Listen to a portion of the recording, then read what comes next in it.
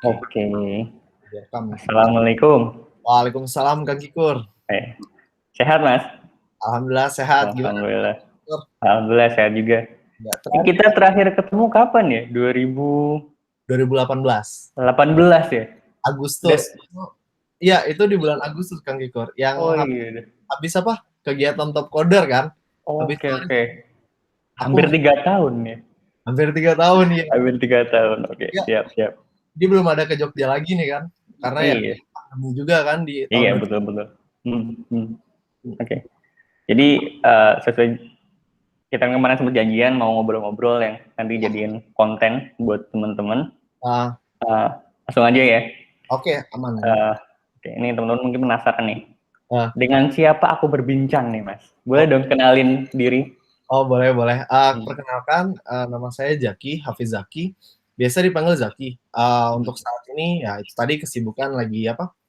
Lagi ngurusin studio desain sama ada usaha kuliner juga kan di Samarinda. Jadi itu Mantap. uh, Oke oke. Studio di sana apa, Mas? namanya Kawalan Studio. Yang waktu Hmm. 2018 itu emang aku belum buat kan. Cuman yang Hmm. ketemu Kang Kikur habis itu Hmm. waktu itu jadi 2018 tuh tujuan aku ke Jogja itu sebenarnya lagi pengen nyari semangat sih kayak apa ya? Kayak Oke. benar, karena jujur di Samarinda itu di 2018 belum ada kan kayak studio desain. Jadi Hmm. aku nggak bisa ngejadiin role model kalau di Samarinda Hmm. karena nggak Hmm. ada modelnya. Akhirnya ya Hmm. pergi ke Jogja, ngobrol sama beberapa studio kayak ini pagi, kayak ada Hmm. Pixel Studio waktu itu. Jadi Hmm. dapat gambaran nih udah, oh Hmm. ternyata kayak gini nih ngebangun desain, gimana nge-manage-nya. Hmm. Udah, itulah akhirnya Kawalan Studio lah terbentuk di 2018 waktu itu. Oke. 2018 ke sekarang progresnya gimana tuh, Mas? Kawalan. Apa? Progresnya dari 2018 terus sekarang udah sebentuk apa gitu? Oh, Berapa orang di dalamnya, terus kerjanya ngapain aja gitu? oke, iya 2018 itu sampai 2020 inget banget Hmm. itu apa? Itu tuh masih satu orang kan. Kebetulan Hmm. ada salah satu temenku kepercayaanku Reja kan, yang biasa dia tuh yang ku latih juga kan. Habis belajar Hmm. apa, video Kang Kikor aku ngelatih dia Hmm. kayak gini Hmm. bikin icon. Udah sampai 2020 tuh. Hmm. Nah, kan alhamdulillah di 2020 aku dapat klien icon juga Hmm. nih, klien icon Hmm. cuman kan karena NDA jadi dia nggak mau disebutin kan. Dan Hmm. itu alhamdulillah kontraknya dia minta nggak bentar, tapi dia panjang. Akhirnya dari situlah kawalan Oke, bisa. oke.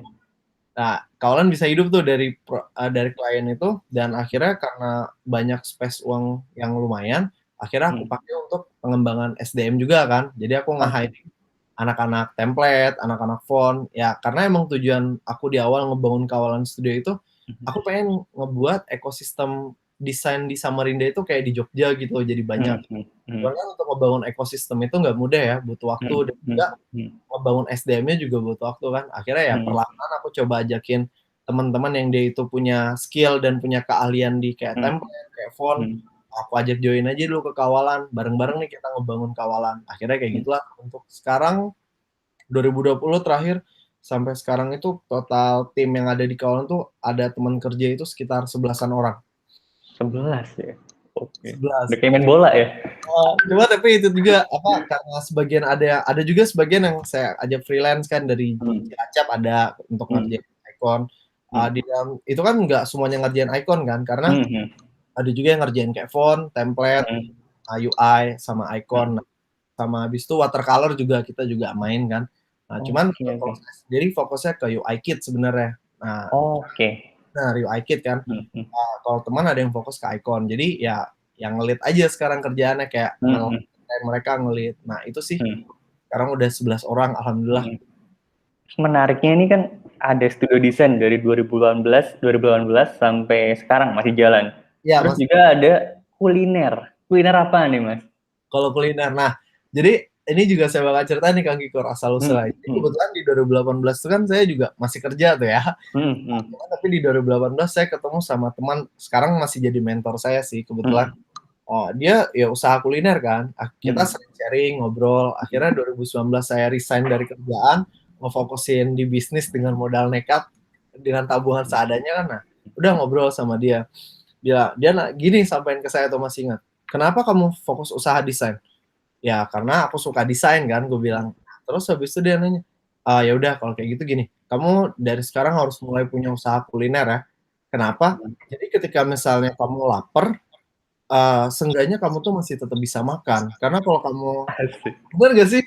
Asik, bener. Jadi kenapa? Jadi ibarat makan itu adalah suatu kebutuhan. Kalau kamu kan mungkin bisa jadi kamu hari ini nggak bisa dapat uang, tapi seenggaknya kamu masih bisa tetap makan kalau punya usaha kuliner kan. Oke. Wah, aku ngejadiin kalau kayak gitu aku harus punya checkpoint usaha kuliner.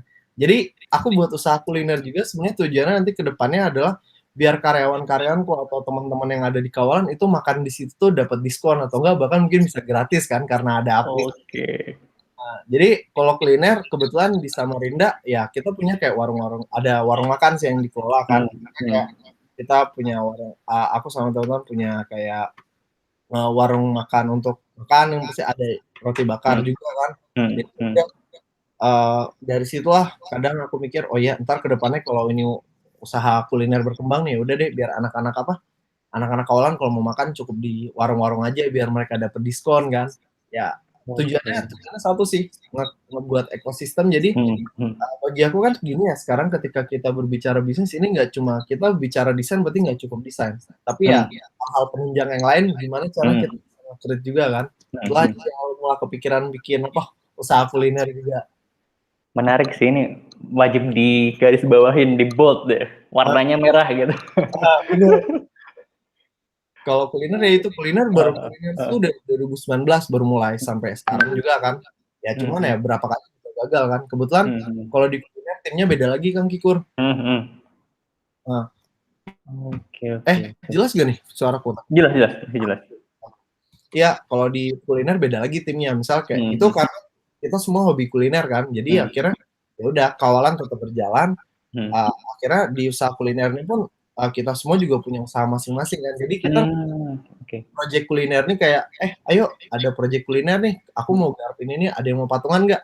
Kita patungan lah. Jadi ya udah kita bangun bisnis patungan. Tapi kalau gagal ya udah kita paling cuma ketawa atau enggak kita evaluasi dulu kan. Habis itu nggak jerak, gagal buka lagi usaha sampai ya udah ketemu titik ternyata kayak gini nih usahanya, warung yang stabil nih. Udah akhirnya jalan sampai sekarang alhamdulillah. Oh, berarti bisa dibilang bisnis dari hobi ya Mas. Maksudnya dari hobi ngedesain terus jadi bisnis, terus hobi kuliner jadi bisnis juga. Ini nggak tahu nanti ada hobi traveling, hobi apa jadi bisnis juga Mas? Bisa insya Allah. Cuman tapi tadi kan karena emang bermulai dari hobi sama kalau ketemu teman sefrekuensi itu yang paling penting sih. Oke. Ya bisa jadi misalnya kayak di dalam desain kan orangnya beda lagi yang suka teman, tapi kalau udah bicara kuliner pasti ada lagi kan yang passion kuliner. Oke, siap. Menarik. Tadi kan sempat nyebutin gambaran perkembangan studio di sana. Benar. Kalau sekarang tuh gimana Mas perkembangan studio desain grafis di Samarinda? Kalau studio desain grafis sebenarnya di Samarinda ada beberapa Kang Kikur. Maksudnya yang saya tahu ya, memang belum silaturahmi lah. Nah, tapi untuk kebanyakan sebenarnya di sini tuh masih pada solo. Oke. Maksudnya kayak solo desainer kan akhirnya kayak ya kita nggak tahu kalau dia itu masih ngelakuin di bidang itu nggak. Nah, cuman ya tadi perkembangan masih banyak, maksudnya yang kayak desain, kayak anak-anak kan di sini kebetulan udah banyak anak-anak di sini ada lulusan DKV dari juga kan, akhirnya balik lagi ke Samarinda. Nah, cuman tapi kalau untuk saat ini ya itu tadi aku tanya ke teman-temanku, di sini ada studio desain nggak sih? Kalau untuk studio desain yang bertim, kayaknya untuk menggarap bikin produk desain kayaknya belum ada Jak. Cuman tapi kayak untuk kayak proyekan pemerintah, misal kayak itu banyak. Maksudnya ngerjain kayak proyek-proyek pemerintah atau kayak percetakan desain ini ada beberapa kan Kang Kekiur. Cuman yang untuk kayak yang biasa kita lakuin, bikin produk font itu tuh di sini jarang banget. Orang-orang tuh pada bingung pas ditanya, kamu kerjaan di studiomu ngapain? Bikin icon. Bikin icon kemana dijualnya ditanyakan ya? Kasihin jualnya ke luar negeri. Terus habis itu proses pembuatannya kan. Ya, akhirnya beberapa dari mereka ada yang tertarik. Ya akhirnya mereka juga mulai kan. Ya cuman ya karena mungkin nggak punya ekosistem atau yang saling ngedukung kan ya top di tengah jalan kan ada juga banyak. Nah gitu. Gitu ya ternyata ya. Terus tadi kan produknya kawalan ada icon, ada font, ada template, ada UI kit, ada watercolor juga nih. Benar. Aku mau garis bawain di icon sih Mas. Kenapa sih Mas Zaki tertarik buat jualan icon? dari 2018 sampai sekarang masih dijualin dan masih menghasilkan ya Mas ya? Masih sampai sekarang. Gimana Mas, gimana? Awalnya itu tadi karena dulu di berapa ya? Tahun 2018 juga nih ya, back 2018. Aku ngeliat video Kang Kikur yang Jogja Creators Meet Up ya. Nah, yang ada kan tentang icon di situ.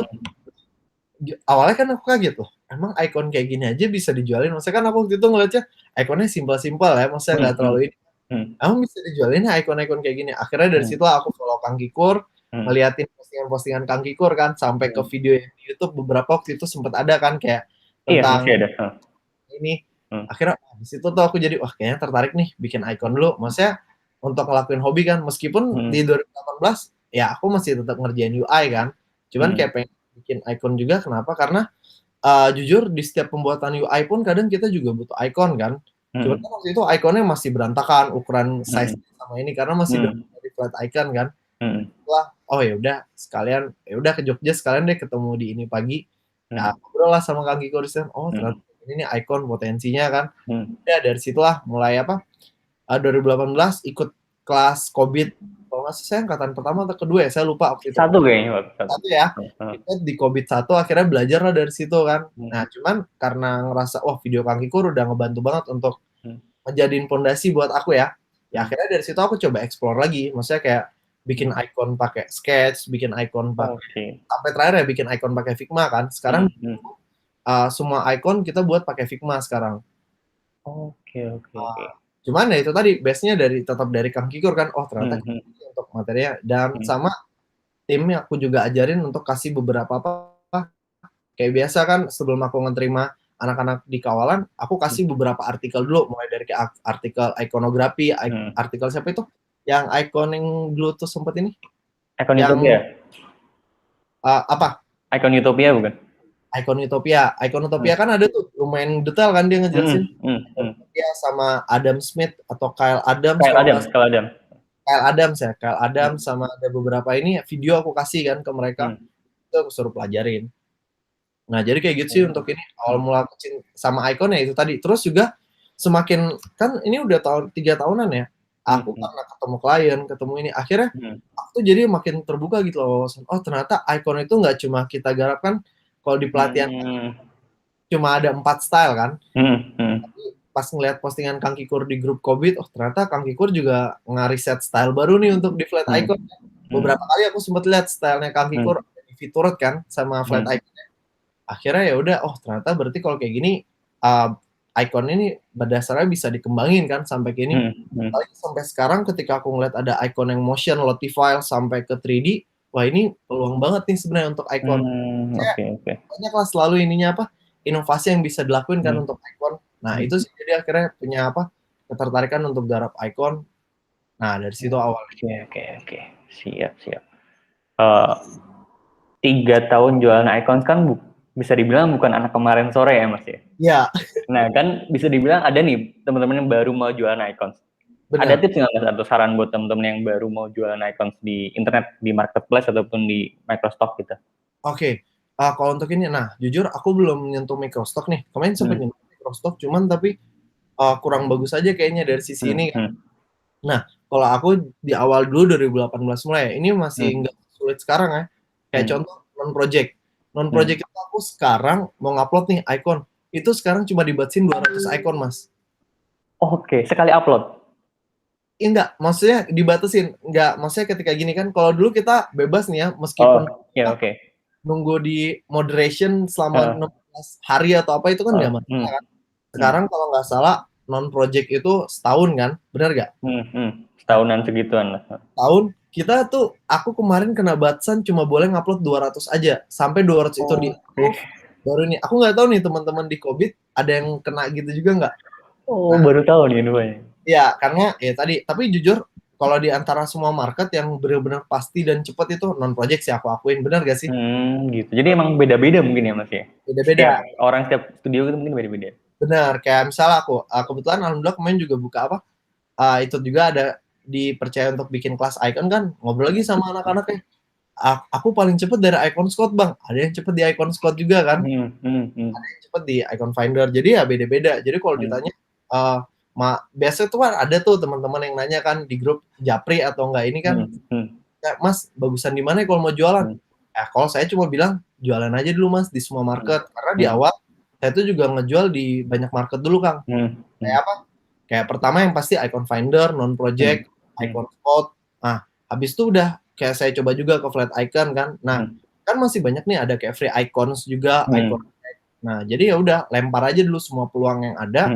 Masalah nanti di situ ada apa? Uangnya gede atau enggak itu belakangan menurut saya. Yang penting kita coba sebarin. Jangan anggap icon ini cuma sebatas icon, tapi coba bikin icon ini jadi sebuah produk kan. Nah, contoh kayak siapa? Chris Maker juga, saya juga ngeliat dia nge-packing produknya kan. Akhirnya kan pada kita harus nge-create produk sebenarnya tujuan utama akhirnya nanti yang itu orang bakal gunain kan. Nah, jadi akhirnya itu tadi kita coba jualan aja ke market-market lain kan. Nah, terus habis itu juga kalau saya perhatiin paling banyak saya main di semua kategori dulu kan. Maksudnya pengen mastiin kira-kira di antara semua kategori ini mana sih yang paling banyak bakal di-download orang. Nah, itu yang paling banyak di-download itu ternyata adalah interface sama bisnis sih kalau saya. Kalau dia apa yang selama saya ngejual icon, user interface sama bisnis itu kategori icon yang paling banyak di-download kalau di saya kemarin kan. Jadi ya saya ngebuat icon mungkin di awal mungkin emang bakal butuh waktu kan untuk semua kategori. Tapi habis itu ketika semua kategori udah dibuat, di situ saya bisa ngelihat track record-nya. Mana nih icon yang paling banyak dibeli. Nah, ketika ada icon yang banyak dibeli, akhirnya saya buat lagi dengan style yang baru, habis itu bisa saya jual lagi. Oke. Itu sih kalau saya cara untuk nah terus selain di sini ya icon finder sama ini di awal dia emang kecil banget kan, apalagi Canva. Nah ini Canva juga nih, Canva yang bikin kaget nih. Yang dulu mungkin cuma dapat $0.35 kan, setelah Canva makin berkembang, akhirnya alhamdulillah dari situ juga ada pemasukan yang lumayan juga kan dengan sistem. Jadi hampir semua market saya cobain Kang Kiko. Nah cuman ini juga bisa jadi teman-teman cobain. Nah kebanyakan kan mereka langsung jual dengan icon yang harganya full price ya.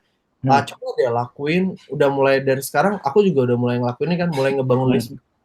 Kayak misalnya contoh ngasih 25 icon yang free. Kalau misalnya dia mau dapat, misalnya kalau saya kan biasa bikin satu set icon tuh 50 kan selalu. Ketika misalnya ya udah kasih 25 free, tapi ketika dia mau beli full page berarti dia harus bayar. Oke. Entah itu kayak kita bisa main promosinya pakai Uplabs atau Figma Community juga lumayan bagus lah itu. Oke, jadi ada Uplabs, ada Figma Community. Nah, kalau ini sih yang saya riset sama Pinterest Kang Kiko. Oke. Pinterest, jadi yang saya lakuin tuh hampir setiap hari ketika teman-teman pada produksi icon kan, saya tuh mungkin nggak terlalu sering produksi icon kan, cuman banyak ke strategi sama ngarahin. Nah, saya lebih fokus ke kayak ngebuat preview, ngarahin strategi bisnisnya gimana, sama habis itu saya sebar semuanya itu di marketplace, sama posting di sosial media. Jadi bagi aku sosial media kayak Facebook, Instagram, Pinterest itu kan semua corong ya. Maksudnya kayak apa? Yang penting orang itu aware dulu sama produk kita. Ketika misalnya ntar orang udah sadar kalau ini produknya bagus nih ternyata, pasti mereka bakal kita arahin untuk download ke web kita atau ke ini kan. Nah itu sih mungkin kedepannya bisa teman-teman jadi pengembangan. Jadi ada ini ya, langkah aktif kita buat promosiin produk kita gitu ya Mas ya? Benar, tetap ada. Saya kayak langkah, maksudnya ya cuma sekedar posting mungkin preview atau apa, itu kan nggak masalah kan. Saya ngeliat soalnya banyak juga yang ngelakuin kayak gitu kan. Makin kesini kalau aku ngeliat icon-icon ya udah banyak yang dia itu nge-create produk akhirnya. Kayak Streamline, kayak My Lens Icons, terus ada itu kalau Icons kalau nggak salah. Terus ada Lord Icons. Nah itu hampir semua wah gila ini keren banget sih maksudnya. Akhirnya aku semangat untuk tujuan akhir dari kawal ntar adalah kita bakal nge-create produk yang itu lumayan besar. Kalau kayak di Indonesia ini yang digarap sama OWW kalau nggak salah, ini Icon Hub, udah ngeliat? Udah lihat. Nah kayak gitu akhirnya ini menarik banget sih sebenarnya. Nah kayak gitu sih mungkin kita jadi sebagai desainer mungkin nggak hanya berpikir tentang masalah kira-kira desain kita bakal dipakai, tapi kita juga dari sisi bisnisnya kan sebenarnya. Nah kayak gitu Kang Kikur. Siap. Sebenarnya pertanyaan udah habis sih Mas. Listnya udah habis sebenarnya ini. Oh iya. Benar, kurang lebih kayak gitu sih untuk ini. Kalau kayak di yang dari pengalaman sama ngelihat pengalaman klien juga ya. Jadi bener banget pengembangan icon tuh banyak. Cuman kan ada banyak nih teman-teman yang saya lihat, wah ini juga termasuk di di member kelas kursus saya kan. Wah, sekarang sini kelas kursus yang ini cuman belum ada Figma. Jadi mereka ya mulai kayak ngedown, "Bang, aku mau jualan icon cuman tapi kok nggak untung-untung ya padahal baru berapa bulan." Akhirnya ya aku cuma bisa kasih semangat aja, maksudnya semangat loh, maksudnya mungkin jangan terlalu pengen keburu-buru karena ya aku jelasin kayak di awal tuh kawalan tuh dapat berapa, aku kirim screenshot SS earning kan. SS earning sebenarnya. Terus kirim screenshot nih, awal kawalan pertama kali 0,35 aku kasih tuh. Sampai sekarang hasilnya bisa sampai ratusan dolar, alhamdulillah. Ya akhirnya, oh kok bisa ya mas kayak gitu? Harus sabar, sama sembari sabar ya perbaikin perbaikin produk. Nah, banyak orang-orang yang dia itu nggak sabar kan, akhirnya untuk mereka pengen sukses, akhirnya mereka pengen ambil jalan pintas, akhirnya ya disitulah juga aku mulai kayak ngedukasi ke teman-teman juga kan, bisnis itu nggak semudah yang kayak teman-teman bayangin. Kalau kayak kita buka usaha hari ini bisa sukses hari ini juga. Jadi ya lebih ngarah ke edukasi ya. Akhirnya mereka jadi kebuka kan pikirannya ya, sambil itu aja juga jadi sharing kan. Nah, kan banyak banget tuh, apalagi pasti teman-teman yang lain banyak juga yang nanyain Kang Gikur kan, gimana Kang Gikur? Padahal kalau ngeliat perjuangan Kang Gikur dari tahun berapa sih ini pagi? 2014. Ini pagi 2014. Ikonnya baru 2016. 2016. Itu kan udah hampir 5 tahunan juga kan berjalan. Iya, ya betul. Nah, jadi aku pikir berarti selama ini kalau yang kita lihat hasil dari orang-orang yang dulu itu bisa berhasil, berarti bukan karena perjuangan dia hari ini kan, tapi karena kesabaran dia sama eksperimen dia dari beberapa tahun lalu kan, akhirnya saya pikir kayak gitu. Siap. Mungkin segitu dulu aja sih Mas ya, buat obrolan kita kali ini. Siapa tahu ya bisa disambung lagi lain kali di video yang berbeda dan